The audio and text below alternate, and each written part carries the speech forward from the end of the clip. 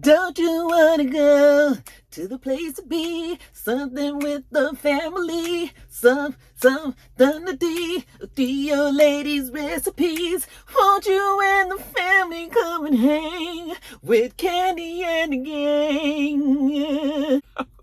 I was giving y'all the vibrato. Won't you and the family come and hang with Kandi and the Gang? I still gotta learn the words, y'all, but I did get doing your ladies' recipes. Won't you and the family come and hang with Kandi and the Gang? Good morning.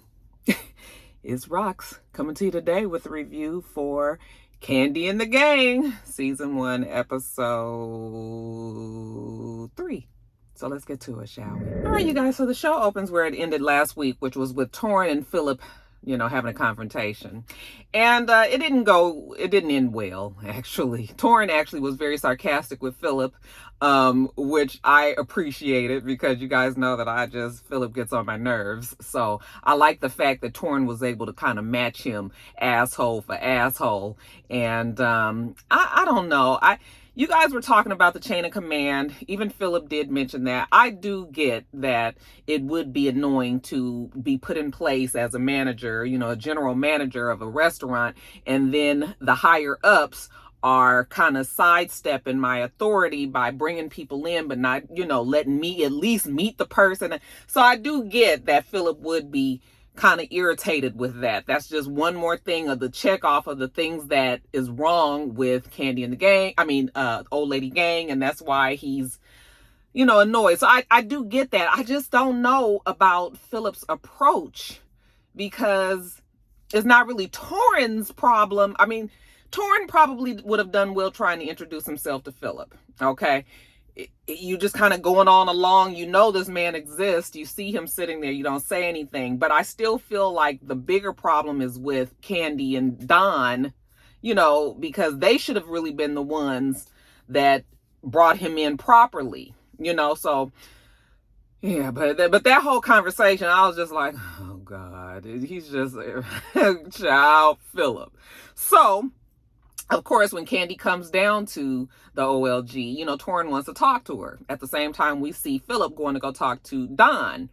And, they're both basically telling them that, yeah, we met and it didn't go well. Tauren's whole thing was like, look, he tried to talk to me like I was a little boy. And that's kind of one of the things I think that Philip is like condescending. There's still a way that you can be authoritative and you can be managerial, and you can, it's just a way that you talk to people, and he's disrespectful. Philip basically tells Don the same thing, like, he just didn't come up to me, he didn't introduce himself, he had a problem with Tauren had a problem with Philip. And, Kandi was just like, this is not how it was supposed to go. They both are passionate about what they do and they're good at it. So we have to really make sure we fix this. So Kandi gets up and she goes and talks to Don Juan. And Don Juan is still sitting there with Philip, So Philip is just basically telling her, like, listen, you guys hired me to be the manager. And, I'm managing these people here. But, I'm not managing Tauren. That's going to be you guys' thing. Basically, since you guys hired him and brought him in and didn't even run it by me, then he's taken the stance that he's not going to, he doesn't work for him. He works for Kandi and Don. And Kandi was just like, well, wait a minute, now you tripping, because when I brought you over here, I brought you over here to manage everybody. Okay, basically like, nigga, you work for me. I don't work for you. So you're not going to tell me who you are and aren't going to be managing here. Like, let's slow the roll there. Kandi's real patient with the people, and Philip is frustrated and irritated about Tauren like he is the rest of everybody else. Don Juan is frustrated with Philip because Don Juan feels like Philip is not exerting his authority. Well, it's kind of being undermined when you guys are bringing in people and not bringing. So it's just a mess, kind of like all the way around.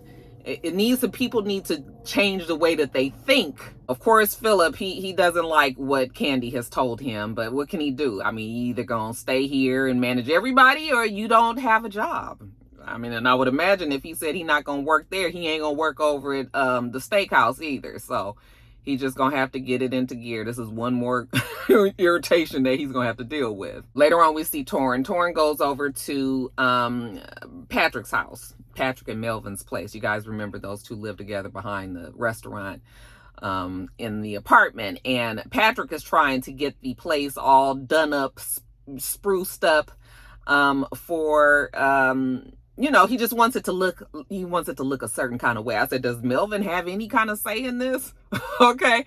So Tauren comes in there and, he says Tauren is good at what he does with designing and everything. They keep on showing all of his different settings that he's made. So he actually looks like he's pretty talented. So he's showing them everything. He says that he wants to have a sex wall with the sex toys. And I was just like I said, doesn't Melvin live there as well? Tauren was like, yeah, that is not my ministry. Like, yeah, I'm not really knowing about the sex toy wall, but I mean, I guess he's got a big old picture of a cougar face. That's in honor of Safari, who he keeps calling his damn cougar, who is only 4 years older than him. So I don't know why he calls her that. Like, I have the picture of the cougar in my mind.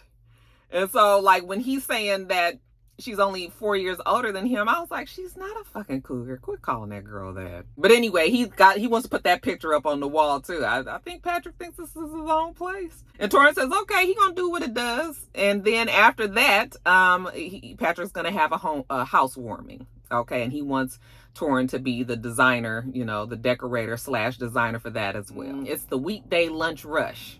Okay, they're understaffed. The bartender's not there. That would be Dominique. I thought her name was Dominique, but it's Dominique. Dominique's not there, okay? We don't have a bus boy, all right? It's very, very busy.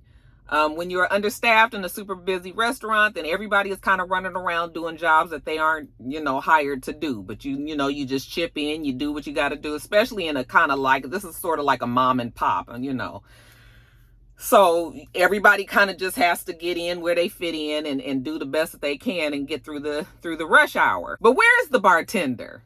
All right. They asked Brandon. Brandon is the one who does the schedule. Okay. Remember, he's the manager, over the staff. And so they're like, well, where is Dominique? And he says, well, Dominique is going to be late. In the meantime, he tells Brian to make the drinks. And, Brian has his sobriety that he needs to keep in mind. He doesn't want to be behind the bar and he doesn't want to be fixing drinks. And he's made that clear to Brandon and everything. So he's kind of irritated that Brandon is even asking him to do that. But then Brandon goes on and he FaceTimes Dominique. And see, this is where the problem is going to be because, when you are romantically involved with somebody, then you give them way more passes than you would anybody else. And so he calls her like, hey, where are you? I just finished dancing and I'm on my way. He was just like, oh, okay. Now, I'm sure if anybody else there would have been talking about they would just finish dancing and they, no, because you are in the schedule a long time ago. So, of course, everybody's bothered by that. Well, Dominique finally does show up. Wait, what happened? What happened here? What happened? Why is it so dirty? Girl, don't come in here late and then complaining. It's dirty because nobody has time to clean up because they're rushing around trying to get these people fed, okay? And so if you would have been here, then you could have made sure that it was clean back here. But now you upset it, and then you don't even know who did it, Brian was like, girl, don't come in here. You can't come in here an hour late, hours late, and then want to be complaining. She was just like, well, wait a minute, because life be lifing. Brian need to mind his business because we are all adults here. And so you need to clean up. Yeah, well, you also need to get to work on time, Dominique. So there's that. So people are frustrated. Chandrika actually is talking to Philip. And, Philip actually gives her kudos, like, gives her flowers. You are actually doing a lot around here. She's saying how Brian is not doing his job. I guess what is Brian? Is he the greeter? Is he the waiter? What is he? Well, Chandrika is telling Philip that, she noticed that he wasn't doing it, so she kind of had to step in and do it. And, Philip was like, yeah, and you just did what you had to do, So Philip is kind of happy that Chandrika is doing that, but he's also glad that she's pointing out that Brian isn't doing anything. I couldn't really tell who was doing what. The way it's edited, we don't really see. It looks like everybody is doing something, So we just got to go by what they're saying. Brian's not doing anything. And side note, you guys, I just wish Brian would get rid of the curls. I just really wish. I think he would be so much cuter without this, this damn thing tied around it and the curls. He has a cute face. Like, what is all this you got doing? He probably would be cute bald, but he holding on to this toupee or whatever the fuck it is. Brian, baby, no. So on what Chandrika told Philip goes and tells Brandon, like, look, you need to kind of buckle down on the staff. You a little too lax. You kind of let them do whatever they want to do. You supposed to be like their direct manager. So you gonna have to not be sitting down. You gonna have to not be giving them passes, them being late and all of that. Like, all of that you're gonna have to do. Well, Brandon was like, that's not really his managerial style, okay? He feels like if he's always on everybody like that they're not gonna come to him. I don't even know if they come to him now, okay? But the thing is, like, Brandon, what do you want to be? Do you want to be the manager, or do you want to be part of the staff? Do you want to have fun with the staff, or do you want to be the one that takes charge and tells them what to do? Okay, delegate. All right. So he can't be both. And that's what he's been doing. So like I said, everybody needs to change the way that they think. So he tells Philip he will put that into motion. Now, later on, we see, they all hang out together, the staff. All right. And Brandon always seems to be there as well. So we see Tauren at the bar. He meets Patrick and Melvin there. Okay, and then slowly everybody else starts to trickle in. Dominique shows up. She's like, we all hang out together, then we turn up and we get super drunk. They have a good time. And of course, her and Brandon are all, extra chummy. Brandon gets there. Tauren knows that they're seeing each other, but if she want to keep the shit on the low, then they'll keep the shit on the low. The rest of them get there. Shardo, Chandrika shows up with her boyfriend, June. Okay. And, Brian says that June is cool. Real low key and everything. And he seems to get along with everybody. I guess, including Patrick now, even though Chandrika tells us that him and, June and Patrick had a confrontation about a year ago. That was off of the heels of her and Patrick kind of having a whatever that, one of these, like he said. That shit was funny to me. I guess there's a little tension between Patrick and June, but Chandrika said June ain't thinking about Patrick. Okay, but Patrick was kind of looking, and I was just like, well, what is this? So once everybody gets there, Patrick tells everybody that he's having this housewarming. And like I said, Chandrika said she don't know if she's going because of June and Patrick's, past tensions. Also, while they're there, Brian starts telling us again about, his struggles with sobriety. Because something tells me that Brian is still probably struggling with this. He said during the pandemic, he was all over the place. He was super manic, and it was just getting worse and worse. It was already bad before the pandemic. And then he said once the pandemic hit, that's when he realized that he really was doing way too much. And Chandrika was like, yeah, she still needs to keep an eye on him. And I was like, something tells me that we still need to keep an eye on Brian as well. It kind of feels like probably one of his triggers is being around this group. They all get together, they go to the bar, they hang out, they drink. It's hard to stay sober when you're around a whole bunch of people that's getting drunk. Sometimes you have to change like your whole environment so that you don't fall back into the pitfall. Oh, let me just have a little sip. Oh, I'll just do a little shot. Oh, I'll just have a little glass. This one is real light. Next thing you know, you drinking again. So it might be that he needs to just not be a part of this.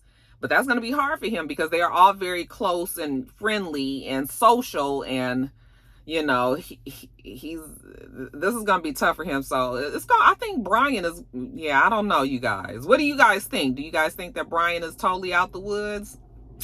I mean, you never are, as far as I know. When you are an addict, you have to, it's always some work that you have to do to make sure that you stay clean. So I hope he's able to do it, y'all. Now, next day at work, Brandon, because Philip has told him that he's got to buckle down, he's having a meeting. So he's telling everybody what they need to do, all that. We cross-checking, making sure that everybody knows what they're responsible for the day.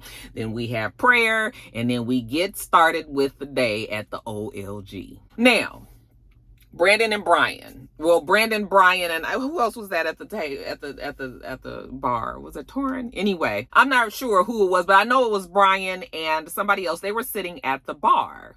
All right. Now, Brandon, he's the manager, so he can sit at the bar. He can eat. You know, I guess he can take a quick break there, eat real fast, but he's still keeping an eye on the restaurant.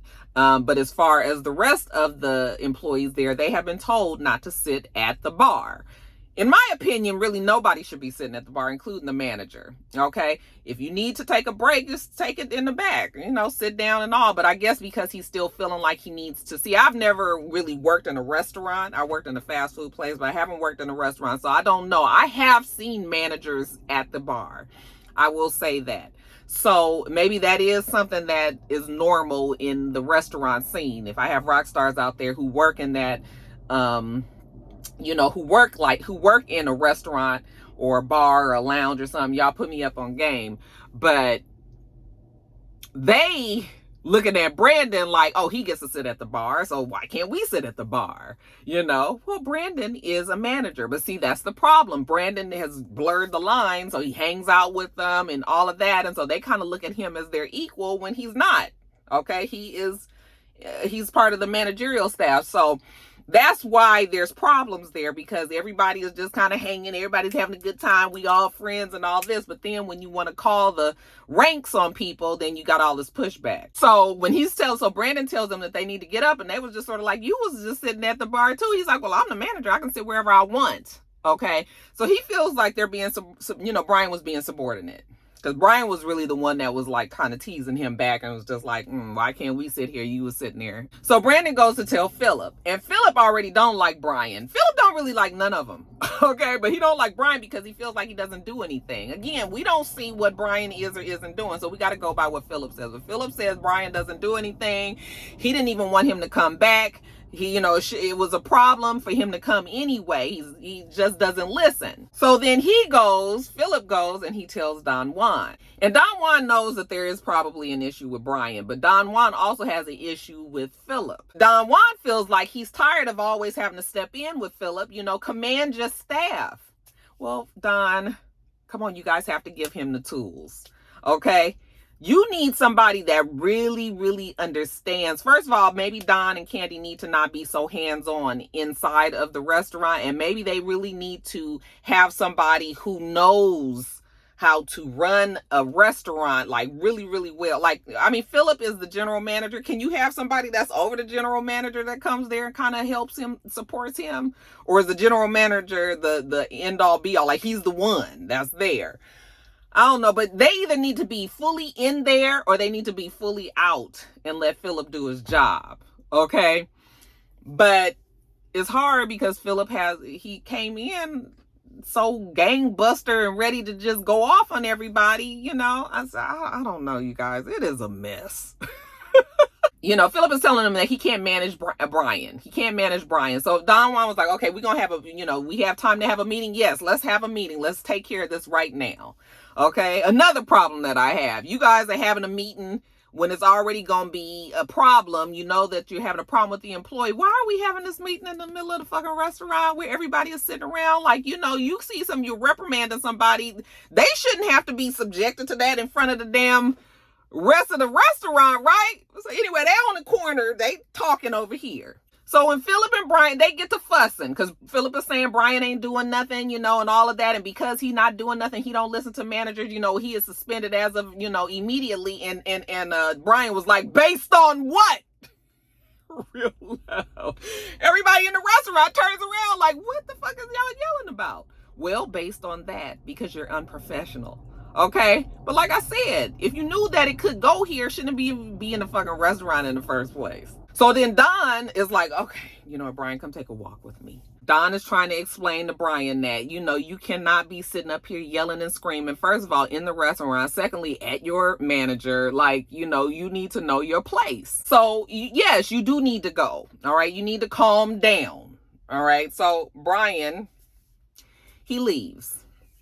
So now Don has to go back in there and deal with Philip because Don is irritated with Philip. He says this is like, you know, even though Philip is trying to do the job, he's also getting into fights with everybody. This is his third fight. He had the fight with Chandrika. Okay, then he had the fight with Tauren, and now here he is having a fight with Brian. I mean, you can't alienate your whole staff. Or you can just clean house and hire everybody, hire a whole new staff. But if you're trying to work with this staff, then, I mean, Philip probably would love to just fire everybody, really. So Philip is telling them, well, I get into the fights with everybody based on the people that you hire. Okay, they don't have any respect for anybody. They don't listen to me. They don't listen to anybody. They do what the fuck they want to do. And I'm not dealing with it. All right? He just straight out tells Don that he's not dealing with it. So then, Don doesn't get into a back and forth with him, and finally Philip is so frustrated he gets up and goes out into his car, and I guess he gets on social media and just says how he's just so like with everything that's going on in the restaurant and all of that, but he knows he needs to go back in here and he needs to like make it right and all that, but he just needed to calm down. Because I was like, now don't cuss out Don, because Don still is the one that can take away your job. So you're gonna have to, everybody is it is a mess though. They got a lot going on in there. And it's been going on for so long that it's part of the culture. So now people are going to try to fight Philip on it. So he got a hard job ahead of him. But his style of managing is not going to work. He's gonna have to do something. I don't know what, but something. Now, jumping over to Patrick. Patrick goes and sees his girl Safari. Okay, like I said, she's only 30 years old. She is a pretty girl. She has a cute little, she looks like she's an esthetician or something like that. She does all types of treatments, facial and body and things like that. Cool sculpting, liposuction, without the invasive part of liposuction, all of that kind of stuff. So she actually has Patrick down there because she's going to be doing that type of procedure. This not cutting in on the liposuction. I guess it melts away the fat in there and then you pee it out. It comes out of your system that way. Patrick says that she's got a good spirit and a good heart and she makes him a better person and he really loves her. And Safari looks like she is the one that wears the pants. All right. She was like, okay, so you're having a housewarming. I'm good at decorating. We don't need Tauren. I can do it. So I was like, oh, I guess that means Tauren's out. Because Patrick kind of almost seems like he's a little bit henpecked. Like, girl, this ain't your place. This is Patrick's place. And Patrick and Melvin, even though we don't never see Melvin having any input on it.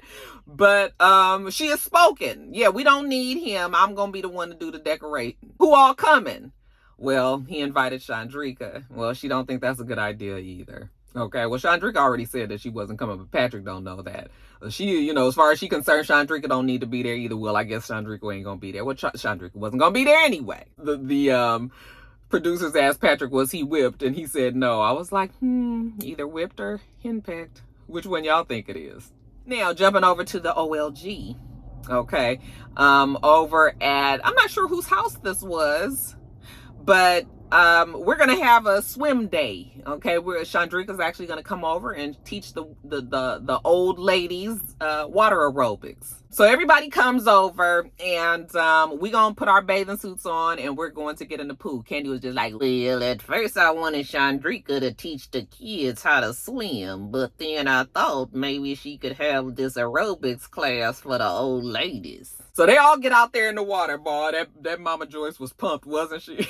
I was like, oh, damn, Mama Joyce. I work on these arms every day. Well, they ain't like Michelle Obama's, but She said she looked good. Mama Joyce does look good. For her age, she definitely looks good. You could tell. I mean, you've seen pictures of her when she was younger, had a very nice body before everybody was getting shit done to their body. She was naturally nice. And she still looks good, even as an older lady. Aunt Bertha was in the water. Aunt Nora was in the water.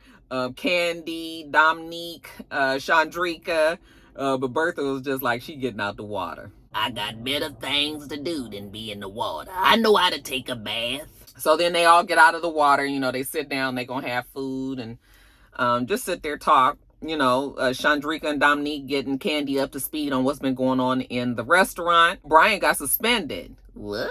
Why he get suspended? He just got there. They don't know why. Well, Chandrika should know why, because she the one that told Philip that he wasn't doing anything. And speaking of Philip, well, the old lady, well, you know what? They have their different opinions about him. Joyce likes him. Well, I know that he sent you home, and so what you used to do, you don't do no more. And Chandrika was like, what? No, he sent me home because he just sent me home. He didn't have a reason. He didn't send you home for no reason. Joyce likes Philip. Aunt Bertha don't like him. I can't stand him. And Kandi was just like, well, you know, we just gotta figure out a way that we can all work together. Again, Brian. Tauren and Brian meet at an ice cream, store, ice cream parlor, or whatever you want to call it. And they did have a special friendship back in the day. Something tells me that this special friendship was a little closer than they led us to believe in the first few episodes. Like, they seemed like they actually was in a relationship. Shit probably went sour, Brian with him drinking, doing the most, and then Tauren with him being overwhelmed with work and all of that. It probably just was not a good time. But we know that they had been sexual together, so I just feel like they probably were together. It didn't work out, but there might still be some love there, you guys. So Brian asked Tauren how he likes it. Tauren says he's still trying to see, trying to deal with Philip and seeing how that's gonna go. Well, Brian was like, well, I got suspended by Philip with his bitch ass. Tauren is shocked. All right, I don't know why he didn't know this, but okay. Maybe the different days, we don't really know, but it kind of feels like it's out of order sometimes, that things happen out of order the way that they show it. But anyway, Tauren was like, I just wanted to let you know that I'm back, not only just back in OLG, but it looks like Tauren is kind of offering, like, I'm back to be here, at least to be your friend again. And Brian says, yeah, I think he can appreciate that. Like I said, he said he pushed him away when he was going through, and Tauren probably allowed himself to be pushed away, didn't try to fight for it either. Quarantine, struggles, trying to stay sober, all of that, on top of the fact that Brian's sister just recently killed herself. Okay, and that's another reason why I feel like we got to make sure that we kind of keep an eye on Brian, because these are all things that when you can't cope, you turn to the things that you felt like used to help get you through. And if his sister just killed herself a few months ago, and he's upset about that and telling Tauren about that, like, I was just like, oh gosh, something tells me, you guys, we really got to stretch forth the hands with Brian, because I really like him. And I just want to see him be able to be successful, in this, and that we won't be talking about him in future seasons just being, because this show, I believe, will get a renewal. I don't want to see him in future seasons being like, kind of strung out and stuff. So, they say that they mean a lot to each other, and they tell each other that they love each other. So that's why I said, I feel like it's still some love there. I don't know if they might be good for each other or not. We still have to see, but yeah. Brian and Tauren, it's going to be a interesting couple. All right, you guys, let me get off of here. Tomorrow is Blue's surgery. So I wanted to make sure I got my videos done. I'll be back up on Friday. But you guys can always check in. I'm going to be on Instagram on my stories and kind of updating you guys if anything. We pray everything goes well. Okay. Make sure that you rate, comment, and subscribe to the channel. I'm itsrox. The channel is itsrox. Everything else I do will be in the bottom bar. All right. So I hope that you have a wonderful, wonderful rest of your day. I plan on doing the same. Till next time, rock stars. Bye.